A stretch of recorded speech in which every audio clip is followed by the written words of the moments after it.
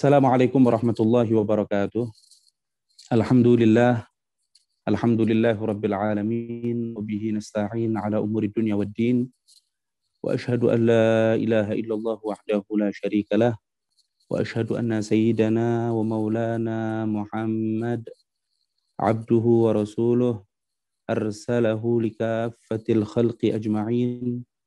Allahumma salli wa sallim wa barik wa karrim ala sayyidina wa maulana Muhammad wa ala alihi wa sahbihi wa tabi'in wa tabi'i tabi'in wa tabi'ihim ila yaumiddin, amma ba'd.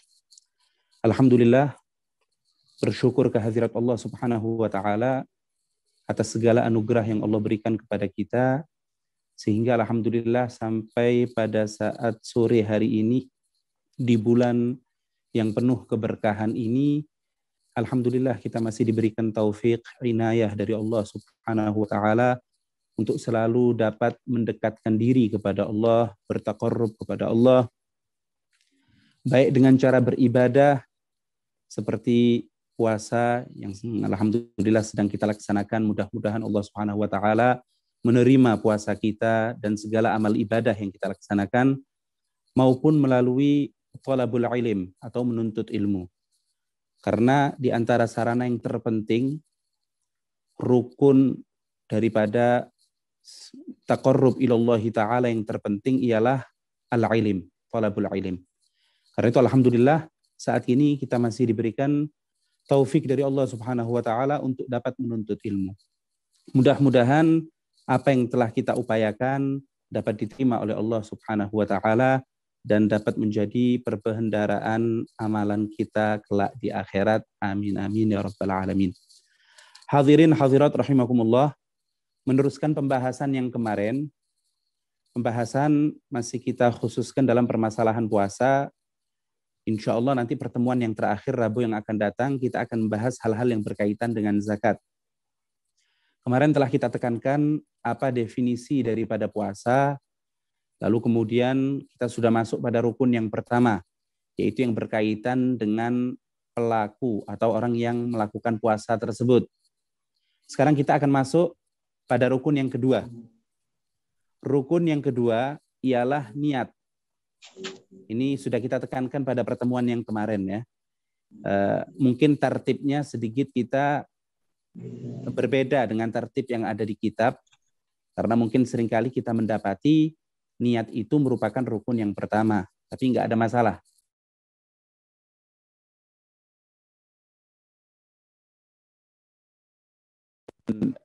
Pelaku as-shaim maupun nanti mufattirat, ketiga-tiganya ini merupakan rukun di dalam ibadah puasa.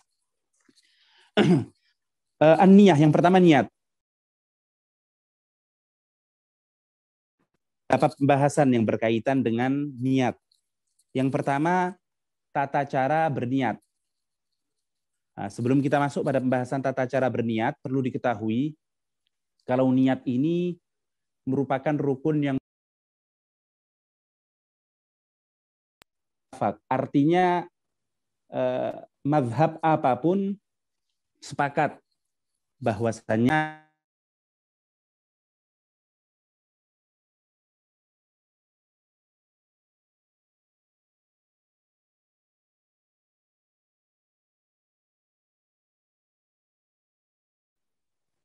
mohon maaf Ustaz Muhammad, suara terputus ya Habib. Yang mempertanyakan bukannya sebagian mazhab, karena pengambilan kita di dalam berniat, kewajiban berniat ialah sabda Rasul sallallahu alaihi wasallam, innamal a'malu binniyat.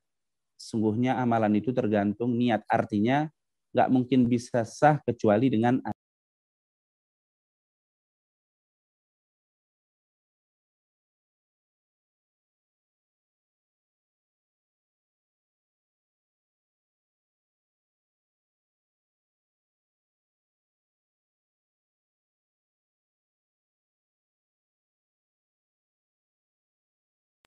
lain.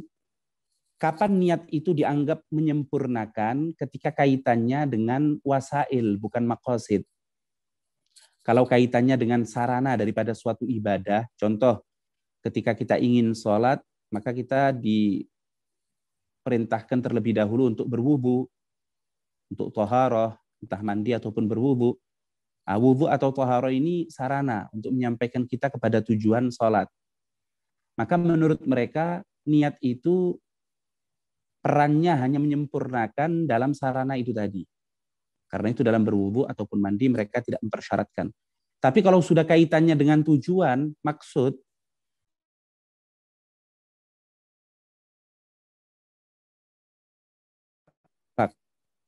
bahwasannya puasa disyaratkan untuk ada niat di dalamnya.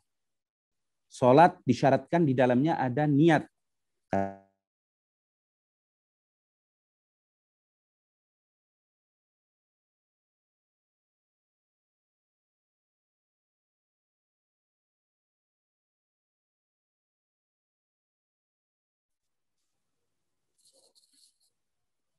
Setelah kita ketahui bahwasanya niat itu merupakan rukun, maka sekarang yang perlu kita bahas kaifiyahnya. Bagaimana tata cara kita melakukan niat. Cara berniat, yang pertama yang berkaitan dengan apa yang harus diniatkan. Apa yang harus diniatkan. Maka yang pertama yang perlu diniatkan adalah qasdul fi'il terlebih dahulu. Jadi kita bertujuan untuk melakukan perbuatan puasa terlebih dahulu. Contoh, saya niat berpuasa, cukup. Atau dengan bahasa Arab, nawaitu shauma, cukup. Ini qasdul fi'il. Jadi harus ada niat, harus ada tujuan untuk melakukan perbuatan apa yang kita niatkan. Dalam hal ini puasa. Maka kita niat untuk berpuasa, cukup. Saya niat untuk berpuasa, saya niat untuk melakukan puasa, apapunlah bentuk kalimatnya nggak tertentu. Yang penting tertuju pada puasa. Itu yang pertama. Kemudian yang kedua, harus ada ta'yin. Harus ada penentuan. Apa puasa yang Anda lakukan? Ketika Anda berpuasa Ramadan, maka Anda harus menentukan Ramadan. Nawaitu shauma Ramadan. Atau nawaitu shauma an syahri Ramadan. Bebas. Mau ada tambahan kalimat syahr ataupun tidak ada. Yang penting yang pertama qasdul fi'il, niat untuk berpuasa. Kemudian yang kedua, niat harus ada ta'yin, menentukan. Karena puasa itu beragam. Ada puasa nazar, ada puasa Ramadan, kemudian ada puasa wajib karena kafaroh, ada beragam. Karena itu harus ditentukan. Apa puasa yang kita lakukan. Jadi gampangnya Anda mengatakan nawaitu shauma Ramadan, contohnya seperti itu. Kemudian yang ketiga, karena tujuan Anda itu kan dalam niat, kalau seumpama puasa itu puasa wajib, kita disyaratkan untuk tabyid. Jadi artinya nanti sebetulnya berkaitan dengan waktu ya. Artinya harus ada tabyid. Anda niatnya itu malam hari paling tidak. Sebelum hari Anda berpuasa. Jadi pada malam hari, sebelum hari, contoh mau puasa hari Senin, maka malam Seninnya Anda sudah harus untuk melakukan niat. Karena Rasul SAW bersabda, "Man lam yubayyitin niyata fala siyamalah." Siapa orang yang tidak meletakkan niatnya pada malam hari, fala siyamalah. Maka dia dianggap tidak berpuasa. Ini dalam puasa yang wajib. Karena itu nantinya harus ada kalimat yang menunjukkan arti esok. Karena kan nggak mungkin kita waktu mengatakan nawaitu shauma di waktu malam, apa saat itu juga kita puasa? Kan tidak. Karena itu hendaknya ada sesuatu yang menunjukkan esok. Sebetulnya kalimat ghodin itu nggak disyaratkan memang. Jadi nggak harus kita mengatakan nawaitu shauma ghodin, nggak harus. Artinya kalimat ghodin mau diganti kalimat apapun boleh. Saya niat puasa besok, saya niat puasa bukroh, saya niat puasa apapun. Tapi harus ada kalimat yang menunjukkan hal tersebut. Karena nantinya lahu, kalau Anda mengatakan saya niat puasa, lu kapan puasanya? Anda dalam keadaan tidak puasa, kok itu malam hari? Nah, karena itu harus ada kalimat yang menunjukkan arti ghodin atau arti esok.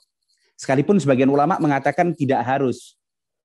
Karena sudah maklum dengan adanya kewajiban tabyid di dalam niat, maka sudah maklum, sudah menjadi lumrah kalau puasa yang akan dilaksanakan itu adalah puasa keesokan harinya. Jadi itu yang pertama ya, yang berkaitan dengan kaifiyah. Perhatikan gosdul fi'ilnya. Kemudian yang kedua ta'yinnya, penentuan waktu puasanya. Kemudian kalimat yang menunjukkan arti esok. Adapun kalimat farbu apakah disyaratkan atau tidak? Farbu Ramadan, nawaitu shauma ghadin an fardhi Ramadan, al-mu'tamad tidak disyaratkan. Jadi nggak harus mengatakan fardhi Ramadan, nggak harus. Karena apa? Karena yang namanya puasa Ramadan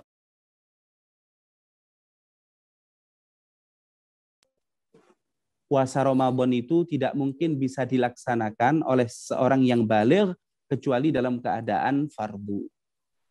Ini bedanya dengan permasalahan sholat ya. Kalau dalam permasalahan sholat kita ketahui bersama, sholat harus niat fardu. Jadi harus niat fardu.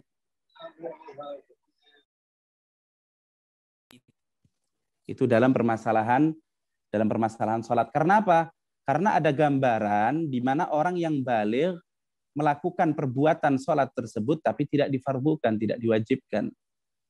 Contoh seperti sholat mu'adah. Sholat mu'adah itu nggak diharuskan, nggak diwajibkan. Oleh karena itu berarti ada gambaran orang yang baligh, orang yang berkewajiban untuk sholat, melaksanakan sholat zuhur atau asar tapi tidak dalam keadaan wajib. Sedangkan puasa tidak tergambarkan. Kalau puasa itu mau nggak mau ya jatuhnya nanti wajib. Sekalipun orang yang memiliki uzur, dia musafir contohnya. Apakah boleh kemudian dia menggunakan hari yang dia musafir untuk puasa selain Ramadan? Jawabannya nggak boleh. Betul, dia memiliki hak untuk tidak berpuasa. Ada rukhsah, ada keringanan dari syariat. Tapi bukan berarti kemudian hari tersebut dipakai untuk melakukan puasa yang lain. Mafhum ya? Jadi ala kulli hal kesimpulannya untuk kalimat fardu Ramadan tidak disyaratkan, tidak diwajibkan. Itu yang berkaitan dengan kaifiyah atau tata cara berniat. Kemudian yang kedua, waktu. Kapan waktu melakukan niat? Seperti yang kita katakan tadi ya, kalau puasa itu puasa wajib, maka waktu niatnya adalah mulai dari sebelum terbitnya fajar. Artinya dari mulai terbenamnya matahari sampai sebelum terbitnya fajar. Dalam rangka melakukan tabyid. Karena memang dalam puasa wajib, puasa Ramadan contohnya, itu disyaratkan untuk tabyid. Harus melakukan niat pada malam harinya. Oleh karena itu kalau seumpama dia niat setelah azan subuh, gampangnya setelah terbitnya fajar, maka puasanya pada hari itu tidak sah. Jadi dia harus melakukan niat di malam hari atau yang dikenal dengan sebutan tabyid atau tabyidun niyah. Ini kalau puasanya puasa yang wajib. Tapi kalau seumpama puasa sunnah, maka mazhab kita, mazhab Syafi'iyah,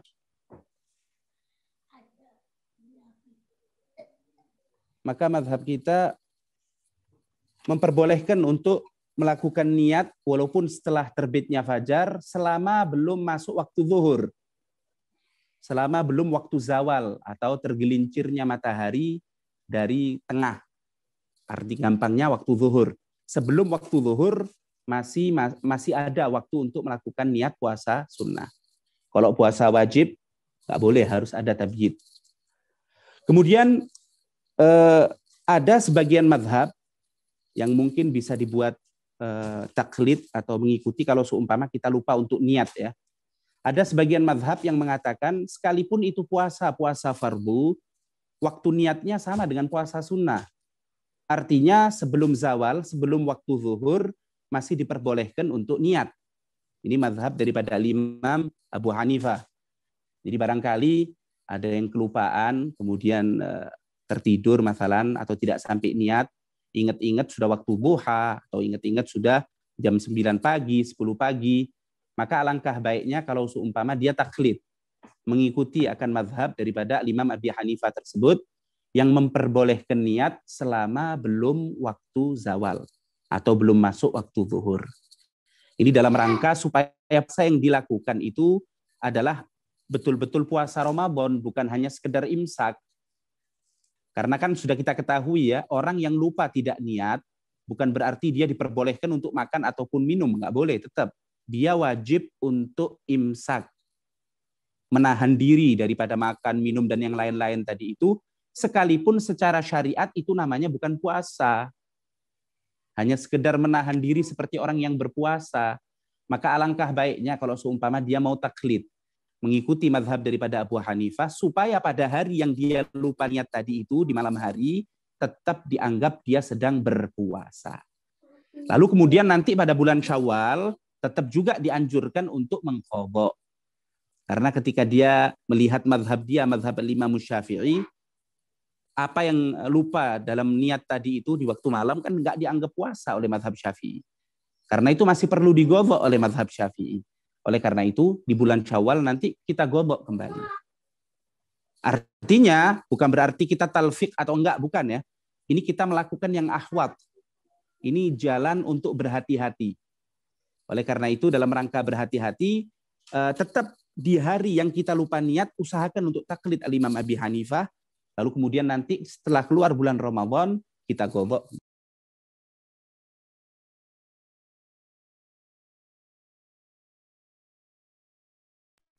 Imam Syafi'i menyatakan bahwa bulan Ramadan itu setiap harinya ibadah mustaqil. Artinya berarti dalam bulan Ramadan ada 30 kali ibadah.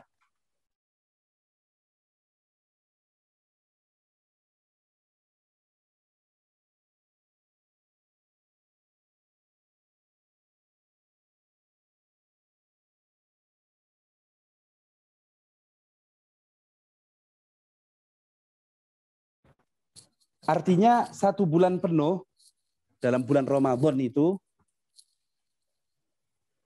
yang terdiri contoh dari 29 hari ataupun 30 hari itu merupakan susunan daripada ibadah-ibadah. Jadi ada beberapa ibadah di situ. Hari pertama dari bulan Ramadan ibadah tersendiri. Hari kedua juga ibadah tersendiri. Hari ketiga pun seperti itu. Karena itu berarti dalam niatnya pun harus ada beberapa niat. Ada niat untuk puasa yang pertama, ada niat untuk puasa yang kedua, ada niat untuk puasa yang ketiga, dan seterusnya. Apa dalil Imam Syafi'i? Karena menurut Imam Syafi'i, kita nggak menyamakan dengan sholat zuhur ya. Sholat zuhur kan terdiri dari 4 rakaat, tapi cukup satu niat aja di depan. Kenapa nggak setiap rakaatnya kemudian kita niat? Iya, karena sholat zuhur itu satu paket. Artinya nggak boleh antara satu rakaat dengan rakaat yang lain Anda melakukan sesuatu yang membatalkan puasa, sholat nggak boleh. Beda dengan puasa. Kalau puasa, antara hari pertama dengan hari kedua, itu diselah-selahi dengan hal-hal yang bisa membatalkan puasa tersebut. Karena itu kemudian menurut mazhab Imam Syafi'i berarti niat itu harus ada pada setiap harinya. Nah, kemudian sedikit lagi ya, melihat pada mazhab yang lain, berbeda dengan mazhab Imam Malik. Kalau beliau Imam Malik mengatakan Ramadan itu adalah satu ibadah yang terdiri dari 30 hari. Artinya apa? Cukup satu niat. Sebagaimana Anda dalam ibadah sholat zuhur cukup satu niat untuk zuhur tersebut, maka dalam Ramadan pun sedemikian rupa. Cukup satu niat di hari yang pertama, Anda melakukan puasa, maka cukup sekarang. Nggak perlu lagi Anda melakukan niat pada hari-hari berikutnya. Ini sama juga ya, salaf kita juga menganjurkan, karena itu kalau di awal Ramadan seringkali dianjurkan untuk niat puasa sebulan penuh. Ini mengikuti mazhab Imam Malik. Dengan tujuan apa? Kalau nanti ada yang kelupaan, maka sekalipun secara mazhab Imam Syafi'i bukan puasa, tapi menurut mazhab Imam Malik tetap dianggap itu puasa. Jadi sekali lagi, adanya pengetahuan akan mazhab yang lain itu dalam rangka supaya ibadah kita itu secara ihtiyat dapat diterima secara menyeluruh, mazhab apapun itu, tanpa tujuan untuk supaya mencari yang mudah, yang gampang ataupun yang lain. Baik, Itu yang berkaitan dengan an-niyah, yang berkaitan dengan niat. Kemudian yang berkaitan dengan waktu untuk berniat. Kemudian yang ketiga, pembahasan yang ketiga, setelah Anda melakukan niat, tidak membahayakan niat tersebut apabila Anda melakukan sesuatu yang membatalkan puasa.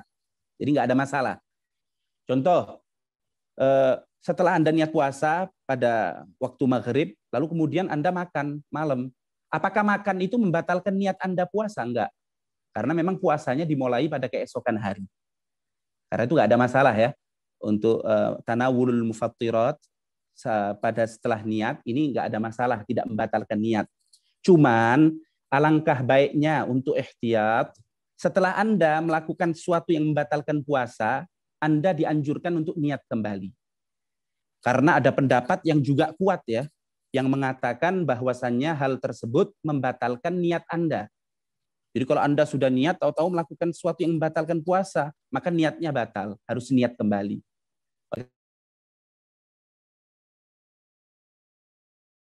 Niat kembali. Setelah melakukan sesuatu yang mufattir, kita dianjurkan untuk niat kembali, Karena itu adat salaf kita ya, salafun saleh itu khususnya yang kita lihat di kota Tarim contohnya, itu setiap saat selalu mengingatkan untuk niat. Dari mulai pertama ketika kita membatalkan puasa dengan kurma dan air, setelah itu ada yang memimpin untuk kemudian niat puasa keesokan hari. Lalu kemudian setelah asya, setelah makan malam, ada lagi yang memimpin. Lalu kemudian setelah sholat maghrib masih belum sholat taraweh ini, ada lagi yang mengingatkan. Begitu pula setelah sholat taraweh, ini yang ada di tempat kita ya, di Indonesia juga banyak setelah sholat tarawih, sholat witir, kemudian dipimpin untuk melakukan niat. Ala kulli hal, ini sesuatu yang memang baik, sesuatu yang memang dianjurkan, khususnya yang lebih kita tekankan, dianjurkan kepada kepala keluarga, ini untuk memimpin keluarganya untuk niat kembali. Kapan? Sesaat setelah bersahur. Jadi setelah kita sahur itu kan makanan yang mungkin terakhir kita makan ya pada malam itu, karena setelah itu mungkin kita imsak sebelum masuknya waktu fajar. Maka alangkah baiknya kalau kita pimpin keluarga kita untuk melakukan niat puasa kembali. Supaya puasa kita itu bisa menjadi sah atas pendapat manapun. Jadi usahakan kalau setelah sahur bersama, sudah minum air, selesai sudah semuanya, mau masuk waktu imsak ini sudah nggak makan lagi, kita pimpin kembali keluarga kita untuk niat. Nawaitu shauma ghadin an adai fardhi syahri Ramadan hadhihi sanah lillahi ta'ala. Itu niat yang sempurna ya, tapi yang wajib tadi cukup. Nawaitu shauma ghadin an Ramadan cukup sudah. Tapi kalau mau yang sempurna, nawaitu shauma ghadin an adai, ada kalimat ada, fardhi ada kalimat fardu, syahri ada kalimat syahri, Ramadana, kemudian lillahi ta'ala ada kalimat penyandaran pada Allah Subhanahu wa taala. Ini untuk kesempurnaan. Baik, berikutnya ini yang mungkin seringkali terjadi ya. Ini mungkin yang seringkali terjadi. Bagaimana hukum ketika seseorang mendengar azan fajar. Dia mendengar azan fajar dalam keadaan dia lupa, belum niat, lalu kemudian niat. Bagaimana hukumnya? Ini yang pasti tadi sudah kita ketahui bersama, waktu niat itu di malam hari. Artinya kalau sudah masuk waktu fajar, maka hukumnya sudah bukan lagi waktu berniat. Karena itu kalau seumpama ingatnya dia pas orang mengumandangkan azan, maka sudah bisa kita pastikan waktu fajar sudah masuk. Maka hukumnya niatnya tadi tidak sah. Tapi kalau seumpama setelah dia niat, tahu-tahu dengar azan. Jadi setelah dia niat, oh ya saya niat besok berpuasa. Tahu-tahu dengar azan, Allahu Akbar. Ini bagaimana hukumnya? Nah ini berarti kan kita ragu ya. Ada kemungkinan yang azan itu pas betul. Jadi begitu masuk waktu dia langsung azan. Artinya apa? Artinya pada waktu kita niat ada kemungkinan masih belum masuk waktu. Maka yang sedemikian rupa ini, gambaran yang seperti ini, selama kita tidak yakin masuknya waktu. Kalau tadi sudah azan kita yakin. Karena nggak mungkin orang muadzin itu azan sebelum waktu. Tapi ketika belum azan, setelah kita niat, selang 1 detik tahu-tahu azan. Nah, ini hukumnya kita ambil al-asal ya. Al-asal kan masih malam tetap, belum masuk waktu fajar kecuali ketika azan. Maka hukumnya tidak masalah. Jadi kalau seumpama niatnya itu belum azan, maka nggak ada masalah. Tapi yang penting belum yakin itu ya. Tapi kalau kita tahu ini azannya tetangga ini pasti telat 5 menit atau 10 menit. Kita tahu azan di tempat lain sudah azan, berarti kita sudah yakin kalau waktu itu sudah masuk. Maka di sini niatnya tidak sah. Kemudian ada juga sekarang yang sedang beredar juga ya, rumor yang sedang beredar, bahwasannya selama azan subuh itu masih dikumandangkan, artinya waktu malam masih ada. Berarti kita masih boleh makan ataupun minum, berarti niat itu masih ada. Dan ini berdasarkan sebuah hadis. Memang ada hadis riwayat Imam Abi Dawud, bahwasanya sahabat Abu Hurairah, ini hadis hukumnya marfu ya.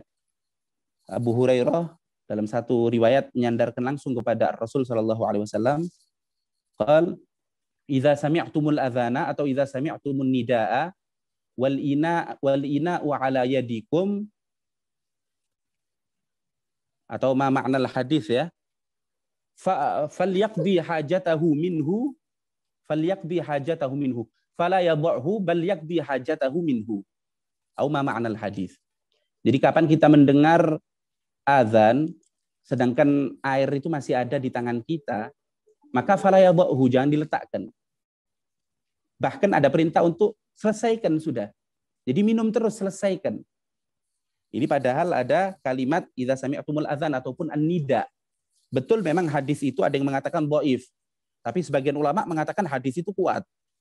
Karena banyak syawahidnya, lalu kemudian martabahnya menjadi al-hasan. Walaupun bukan hasan li dzati, dia hasan li ghairih. Tapi artinya dalam pemakaian hukum masih bisa dipakai hadis tersebut. Oleh karena itu, ulama menyatakan tidak ada permasalahan dengan hadisnya. Hadisnya betul. Cuman kan kita tahu di zaman Rasul itu azan itu malam ada 2 kali. Ada azannya Bilal, ada azannya Ibn Ummi Maktum. Memang Ar-Rasul meletakkan Bilal untuk azan pada azan yang pertama, artinya sebelum masuk waktunya fajar. Sedangkan Ibn Ummi Maktum ini azan setelah masuknya fajar. Maka hadis yang mengatakan kalau kalian mendengarkan azan, tetap aja selesaikan makan atau minum. Itu maksudnya azan yang pertama yang dikumandangkan oleh Bilal, bukan azan yang kedua. Lu kenapa? Karena kalau urusan puasa itu makan minum itu kaitannya bukan dengan azan, tapi kaitannya dengan fajar. Di Al-Quran udah jelas, kulu washrabu hatta yatabayyana lakum al-khaytul abyadu minal khaytil aswadi minal fajar. Jadi ibrohnya itu bukan dengan fajar, tapi ibrohnya bukan dengan azan, tapi dengan fajar. Kapan fajar itu sudah masuk, dengar azan ataupun tidak. Karena azan itu cuma hanya pertanda masuknya fajar. Karena itu hadis yang mengatakan boleh menyelesaikan selama masih mendengar azan tadi itu maksudnya azan yang pertama, yaitu azan sebelum masuk waktu fajar. Adapun ketika sudah masuk waktu fajar, maka dengan dalil Al-Quran sudah gamblang bahwasanya tidak boleh untuk menyempurnakan makan dan minum tadi karena sudah masuk waktu fajar. Lalu apa yang dia lakukan? Yang dia lakukan ya apa yang ada di mulutnya ketika mendengar azan harus langsung dibuang. Jangan sampai dimakan. Lalu kemudian bagaimana hukum puasanya? Selama tidak ada sesuatu yang masuk pada waktu azan, berarti tidak ada keyakinan kalau batal. Lah makanan yang sebelumnya, kan ada kemungkinan waktu sudah masuk, ada kemungkinan waktu belum masuk. Nah, yang ragu seperti ini, seperti yang tadi. Kita ambil hukum asalnya. Asalnya kan masih belum azan. Asalnya kan masih belum fajar, masih malam. Maka tidak membahayakan. Karena itu langsung aja ya. Langsung dibuang apa yang ada di mulutnya. Maka alangkah baiknya kalau seumpama 10 menit sebelum waktu fajar itu kita sudah tidak melakukan hal-hal yang membatalkan puasa. Kemudian yang terakhir, sebagai penutup, karena menurut mazhab kita, menurut mazhab al-Imam Syafi'i, setiap hari itu merupakan ibadah yang mustaqil ya, ibadah yang mustaqil, ya ibadah sendiri bukan satu bentuk ibadah kumpulan. Karena itu bagi orang-orang yang ma'dzur, orang-orang yang tidak bisa berpuasa, orang yang sakit atau orang yang menyusui, ketika dia ingin mengeluarkan fidyahnya, maka per hari itu fidyahnya mustakil. Artinya, untuk hari yang pertama, dia keluarkan pada hari dia puasa, boleh. Hari yang pertama. Atau sebelumnya, boleh. Karena ada pendapat bahwasanya mendahulukan zakat, fidyah itu hukumnya sama seperti zakat. Mendahulukan itu diperbolehkan. Tapi dalam satu hal, artinya dalam satu waktu saja. Kalau Anda wajib untuk tanggal 1, Anda keluarkan hari sebelumnya boleh. Yang wajib tanggal 2 dikeluarkan di tanggal 1 juga boleh. Ini namanya ta'jil, diperbolehkan. Tapi kalau untuk 2 hari nggak boleh. Artinya untuk hari ketiga nggak boleh Anda keluarkan pada hari yang pertama. Sebab apa? Sebab ibadahnya itu ibadah mustaqil. Nah, ini beda ya sama permasalahan kita kemarin ya.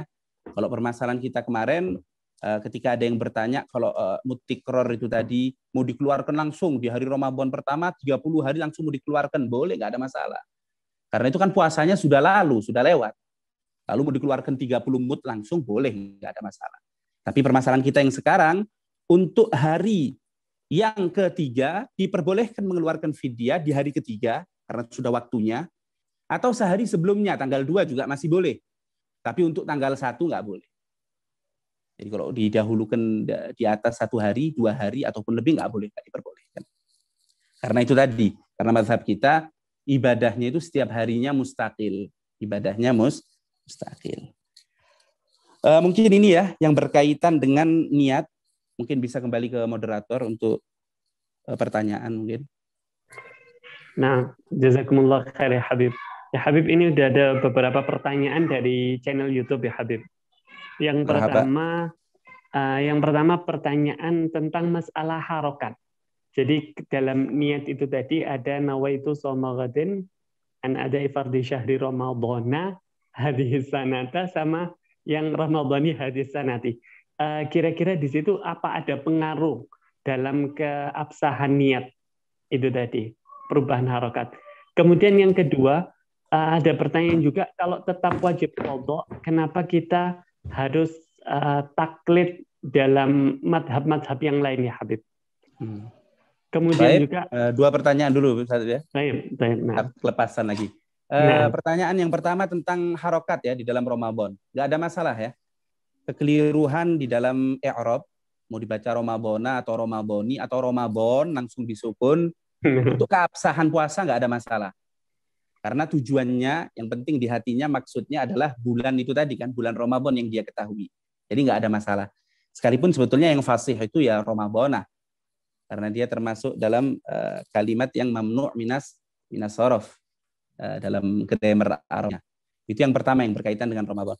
Kemudian yang kedua, tentang apa tadi? Kewajiban qadha. Kenapa? Tentang kewajiban qadha. Kan dari tadi kita tekankan ya, dari tadi sudah saya tekankan, kapan kita sudah bertaklid dengan mazhab Abu Hanifah atau Imam Syafi'i tadi, maka nggak ada kewajiban qadha. Kalau kita tetap melihat dalam kacamata mazhab Al-Imam Abi Hanifah atau Al-Imam Malik, maka tidak ada qadha di situ. Kemudian kita tekankan lagi, cuman alangkah baiknya kalau sudah keluar Ramadan, kita qadha kembali. Lu kenapa? Karena dengan kacamata Al-Imam Syafi'i. Sekarang pandangan kita dengan menggunakan kacamata Al-Imam Syafi'i yang melihat pada hari di mana kita lupa niat tadi itu, kita tidak dianggap berpuasa, berarti wajib qadha. Jadi perlu diperhatikan sekali lagi ya. Kalau tetap kita menggunakan kacamata Al-Imam Abi Hanifah atau Al-Imam Malik, maka tidak wajib qadha. Nggak ada kewajiban qadha. Cuman, ini anjuran daripada salaf ya. Alangkah baiknya kalau kita juga menggunakan pandangan daripada Imam Syafi'i yang mengatakan bahwa hari itu kita dianggap tidak berpuasa, maka alangkah baiknya, ingat sekali lagi, alangkah baiknya kita mengqadha. Jadi artinya kalau Anda katakan, loh berarti wajib apa enggak? Ya Anda melihat dengan kacamata siapa? Kalau Anda tetap menggunakan kacamata daripada Imam Malik dan Imam Abi Hanifah, enggak wajib. Tapi kalau Anda melihat dengan kacamata Imam Syafi'i, maka hukumnya wajib untuk mengqadha karena Anda tidak dikatakan berpuasa. Dan boleh, Anda mau tetap menggunakan kacamata Imam Abi Hanifah dan Malik, boleh, nggak ada masalah. Jelas ya? Cuman ini salaf kita aja menganjurkan supaya lebih berhati-hati. Baik, Bib. Pertanyaan selanjutnya, Habib. Kapan dinamakan waktu imsak dan waktu tambih? Kemudian pertanyaan selanjutnya, kalau seandainya kita yakin muadzin yang azan itu, dia masih belum masuk waktu sholat fajar, ada sisa makanan, minuman, kita habiskan karena kita berpatokan pada masjid jami'. Karena menurut dia tidak yakin kalau masjid-masjid lain itu sesuai dengan waktu yang ada. Yang dia jadikan patokan itu adalah azannya masjid jami'. Apakah bisa dijadikan sebagai dalil, ya Habib? Baik. Untuk yang pertama, waktu imsak atau waktu tambih. Ini waktu tambih saya juga baru pertama dengar ya. Ada waktu tanbih. Tapi ala kulli hal mungkin masuk maksudnya tambih untuk melakukan imsak mungkin. Atau tambih untuk melakukan sahur. Kurang tahu juga, karena di channel YouTube tertulis seperti itu, waktu tambih. Oke, untuk waktu tambih mungkin kita nggak bisa jawab ya, karena belum tahu apa spesifikasi dari waktu tambih tersebut. Tapi kalau waktu imsak, imsak itu artinya mencegah diri, sama seperti puasa, tapi masih belum masuk saum, belum masuk puasa. Karena kalau puasa kan masuknya setelah fajar, baru kita sebut dengan saum. Tapi kalau sebelum saum, walaupun kita masih belum wajib untuk menahan daripada makan dan minum, tapi dianjurkan untuk mencegah diri, ini yang kemudian secara syariat disebut imsak, waktu imsak. Jelas ya? Jadi waktu imsak masih belum masuk kategori puasa secara belum. Tapi secara zahir, secara gambaran, seakan-akan kita berpuasa. Jadi kita nggak minum, kita nggak melakukan apapun. Nah, karena itu disebut waktu imsak. Ini memang dia dianjurkan kadar bacaan 50 ayat sebelum masuknya waktu fajar, beliau sudah menahan diri daripada makan dan minum. Nah, lalu kemudian bacaan 50 ayat inilah, waktu untuk membaca 50 ayat inilah yang disebut dengan waktu imsak, atau kurang lebih 15 sampai 20 menit. Dan itu alhamdulillah ya, di negara kita pun masih melakukan itu. Imsak, imsak, imsak. Kita dengar itu kalimat. Artinya ini juga mengikuti akan apa yang dilakukan oleh Rasul Sallallahu Alaihi Wasallam untuk mencegah diri. Baik. Nah, Habib, ini tadi baru saja chat orangnya di YouTube, katanya waktu imsak, waktu tambih adalah waktu peringatan untuk imsak itu tadi. Berarti mungkin sama ya Habib ya, maksudnya waktu di sini kapan waktu mengingatkan imsak itu tadi. Untuk mengingatkan waktu imsak ya bebas ya. Memang di tempat kita juga seperti itu. Artinya imsak kurang 15 menit. Itu maksudnya mungkin waktu tanbih. Bebas. Iya. Mungkin Anda lakukan 1 jam sebelumnya juga boleh. Imsak kurang 60 menit juga boleh. Nggak ada masalah. Kalau waktu tanbih nggak ada ketentuan secara syariat. Tapi kalau waktu imsak tadi itu memang sudah digariskan oleh Rasul SAW. Beliau melakukan imsak itu kira-kira kadar membaca 50 ayat daripada surat. Baik. Ya Habib, ini ada kembali pertanyaan tentang masalah fidyah. Jadi bagaimana cara niat fidyah? Yang pertama, apakah seperti dalam zakat fitrah ataupun yang lain? Kemudian yang kedua, maksud mengeluarkan fidyah itu ketika kita mengqadha'i puasa atau ketika kita tidak puasa. Sebagai contoh, hari ini kita nggak puasa karena berhalangan, fidyahnya dikeluarkan hari ini, atau dikeluarkan ketika nanti membayar hutang puasa mungkin 3 bulan lagi atau 4 bulan lagi. Jadi waktu mengeluarkan fidyah. Untuk niat sebetulnya bebas ya, untuk niat. Yang penting Anda niat untuk mengeluarkan fidyah. Ini fidyahku cukup. Ketika Anda memegang beras 6 on, lalu kemudian Anda mengatakan, ini fidyahku ini. Sudah cukup, itu sudah dianggap niat. Atau kalau mau disebutkan gagal, hadhihi fidyati amma taraktuhu min shaumi Ramadan juga boleh, tidak ada masalah. Artinya lafadz itu hanya sekedar untuk mempermudah saja.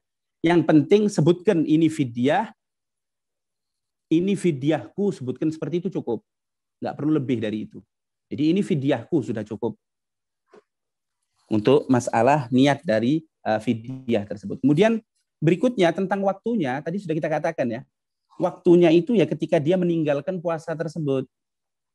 Jadi kalau seumpama dia meninggalkan puasa tanggal 3 Ramadan karena sakit, ya tanggal 3 Ramadan itu sudah dia mengeluarkan fidyahnya, sudah bisa untuk dikeluarkan. Kalaupun mau didahulukan boleh, tapi 1 hari saja, nggak boleh lebih dari itu. Jadi kalau seumpama dia sudah tahu tanggal 3 dia sakit, nggak bisa puasa, dia mau mengeluarkan fidyahnya tanggal 2 Ramadan, boleh, nggak ada masalah. Tapi kalau untuk tanggal 1 ini sudah nggak diperbolehkan. Jadi bukan berarti mengeluarkannya itu pada saat dia menggobok, enggak ya. Tapi mengeluarkannya ya pada waktu dia meninggalkan puasa tersebut. Kapan dia sudah meninggalkan puasanya, ya waktu itu juga dia mengeluarkan fidyahnya. Nah, nanti kalau seumpama diakhirkan tanggal 3 dia nggak mengeluarkan karena mungkin nggak ada fuqara atau masakin, mengeluarkan tanggal 4 ya nggak ada masalah, diperbolehkan. Atau tanggal 5 juga diperbolehkan. Tapi kalau seumpama yang mustahik, fakir atau miskinnya itu ada, maka keluarkan langsung pada waktu hari dia meninggalkan puasa tersebut. Baik, Habib, ini ada pertanyaan lagi ya Habib. Niat menurut Imam Abu Hanifah sampai sebelum zawal. Kapan waktu kita niatnya dengan taklid madhab Abu Hanifah? Apakah boleh pas ingat ketika lupa niat kemudian taklid Abu Hanifah? Jadi menurut dia Imam Abu Hanifah bisa niat sampai sebelum zawal. Dan kapan kita bisa untuk taklid kepada Imam Abu Hanifah? Ya pada saat kita mau melakukan niat itu tadi masih terbuka lebar. Jadi bukan berarti dari mulai sebelum fajar kita harus niat taklid, enggak. Pada waktu kita mau niat puasa tadi jam 9 atau jam 10, kita bertaklid. Kita mengikuti mazhab Abi Hanifah sudah cukup. Yang penting jangan taklid setelah zawal. Habib, ini ada pertanyaan lagi, Habib, tapi menyinggung ke masalah salat tarawih. Sebagai contoh, ada seorang ibu berhalangan untuk hadir sholat jamaah di masjid. Rumahnya bersebelahan dengan masjid, dia ngikuti sholat tarawih di rumah. Dia ngikuti sholat tarawih di rumah, dengan alasan katanya menurut Imam Malik boleh. Tapi tidak tahu dasarnya apa dan apa. Karena kalau di Saudi ada orang-orang yang sholat di hotel. Sehingga di situ sholat tarawihnya dari rumah. Iya memang kalau seumpama bisa dia sholat di rumah, tapi dalam keadaan tidak ada sesuatu yang mencegah sahnya jamaah menurut Imam Syafi'i lebih baik ya. Jadi mungkin barangkali dia sholat di depan teras rumahnya yang memungkinkan dia untuk sampai kepada imam, maka alangkah baiknya ini lebih baik tanpa harus taklid mengikuti mazhab yang lain. Tapi kalau memang nggak bisa, sebab mungkin dia posisinya dia di dalam rumah, rumahnya ada pintunya tertutup. Kalau dia memang mau taklid dengan mazhab Imam Malik, boleh, nggak ada masalah. Karena memang mazhab Imam Malik itu hanya mempersyaratkan al-ilmu bintiqalatil imam.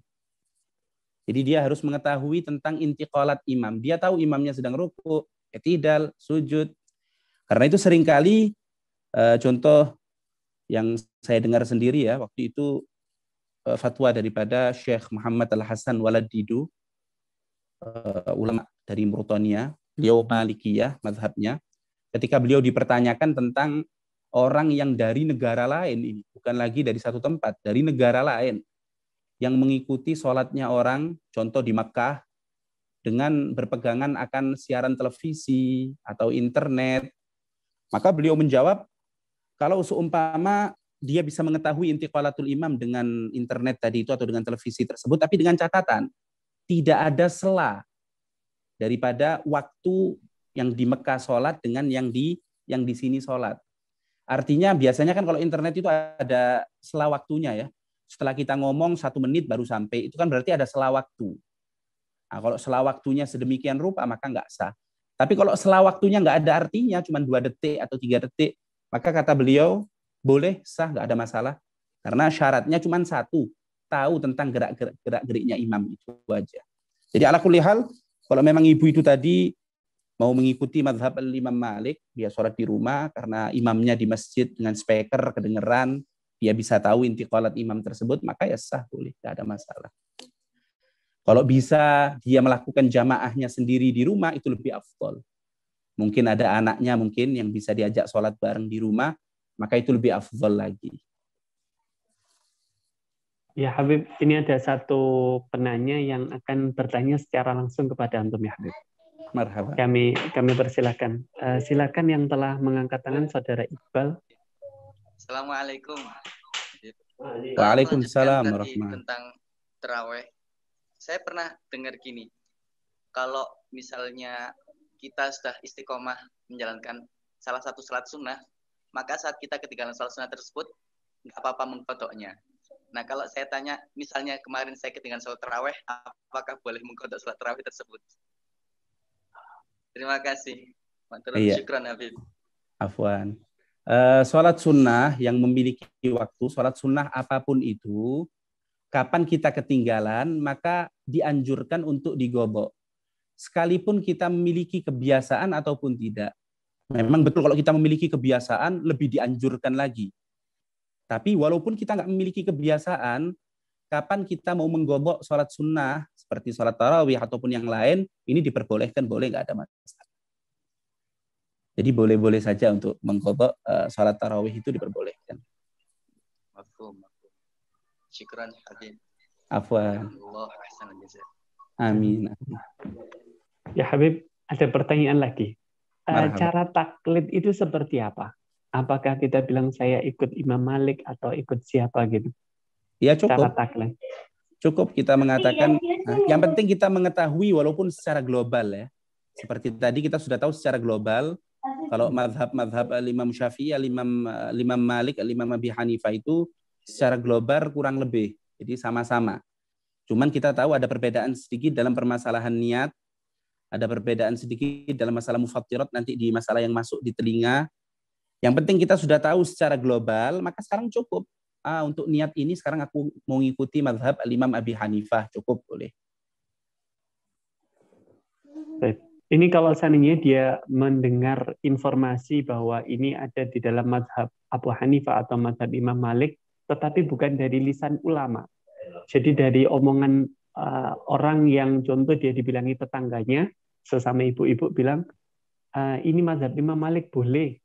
Apakah bisa dijadikan sebagai sandaran hukum ya Habib? Sebetulnya seperti yang tadi ya, mungkin ada pertanyaan yang belum kejawab tadi itu. Seperti yang azan tadi itu. Kalau seumpama dia tidak berpegangan dengan masjid yang lain, pegangannya sama masjid jamek saja ya, karena dia nggak yakin. Nah, sebetulnya memang kalau untuk urusan yakin itu kembali kepada individu masing-masing sebetulnya. Jadi kalau dia mengatakan enggak, aku tahu sendiri kok, orang-orang itu yang azan belum masuknya waktu. Karena dia berpegangan mungkin dengan digital atau dengan yang lain. Maka sekarang karena dia nggak ada keyakinan ya selesai. Selama belum tawatur ya. Kalau sudah tawatur semuanya seperti itu ya nggak ada ibroh dengan keyakinan dia. Tapi selama belum ada tawatur, cuma ada 1-2 musola di samping dia, yang mana dia kurang bisa berpegangan dengan 1-2-3 musola itu tadi, akhirnya dia berpegangan dengan jamek. Maka ya yang penting dengan keyakinannya dia itu tadi. Cuman sekali lagi, alangkah baiknya kalau berjaga-jaga. Jadi nggak ada salahnya kalau dia berjaga-jaga. Seperti ini juga seperti itu. Kalau seumpama dengan ucapan daripada ibunya tadi itu, ada keyakinan di hatinya, betul memang mazhab Malik seperti itu, maka nggak ada masalah. Jadi bukan berarti harus kembali kepada ulama yang kompeten juga enggak. Barangkali ada mungkin ibu kita suka ikut pengajian, atau ada tetangga kita yang juga rajin hadir pengajian. Itu katanya Ustadz Fulan seperti ini, kan sama. Itu juga seperti yang disampaikan oleh Ustadz tersebut. Kecuali kalau sudah urusan yang mendetail, urusan yang agak sedikit rumit, ini mungkin yang harus kembali kepada ahlinya, baik kepada Ustadz atau dari ucapan ibu tadi atau ucapan tetangga kita nggak yakin, masa sih? Nah, ini berarti nggak boleh dibuat pegangan dulu, sampai kemudian kita kembali merujuk pada ahlinya, kepada para ustadz ataupun kiai. Baik.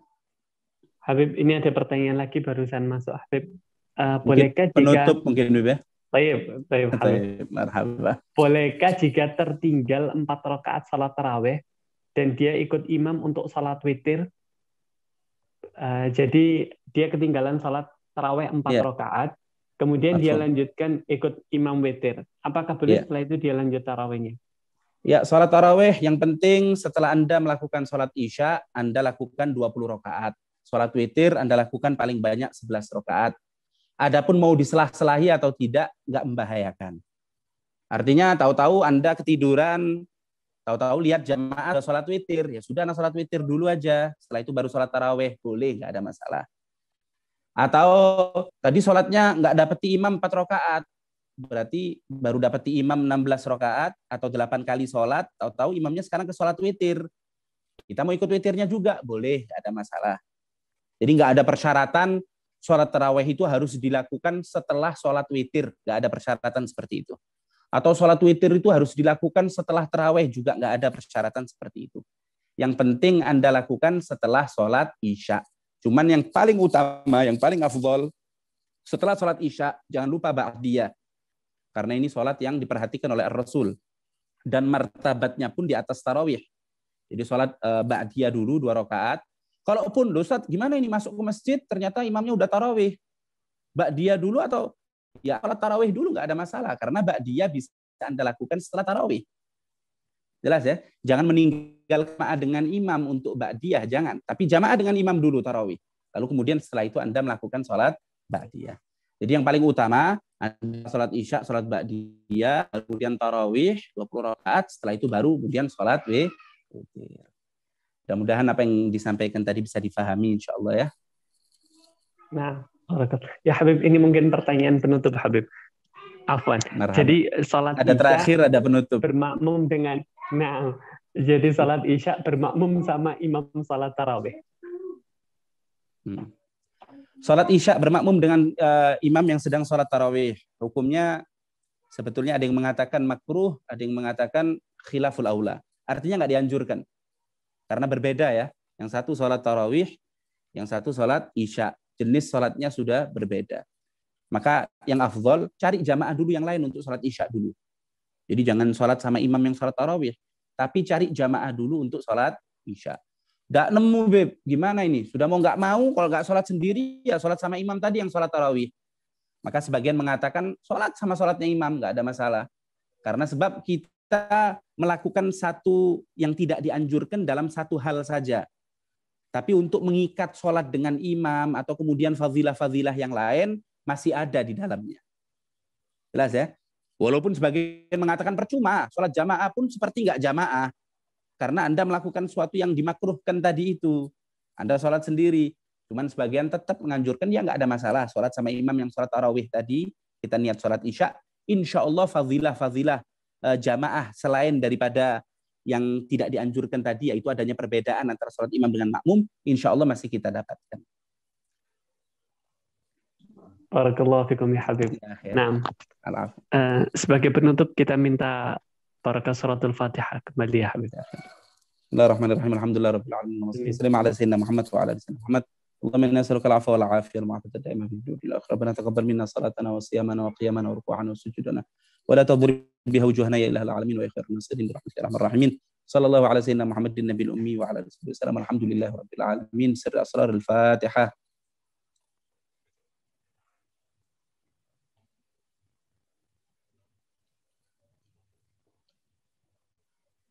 Assalamualaikum warahmatullahi wabarakatuh. Waalaikumsalam warahmatullahi wabarakatuh. Jazakumullah khair. Demikianlah tadi seluruh rangkaian kegiatan ngaji Ramadan bersama Ustaz Muhammad bin Thahir Al-Haddad. Insyaallah kita akan lanjutkan di pekan depan yang akan menjadi topik kajian adalah tentang masalah zakat. Mungkin ini dari kami, kurang lebihnya mohon maaf. Assalamualaikum warahmatullahi wabarakatuh. Subhanakallahumma wa bihamdika asyhadu an la ilaha illa anta astaghfiruka wa atubu ilaik. Jazakumullah khair.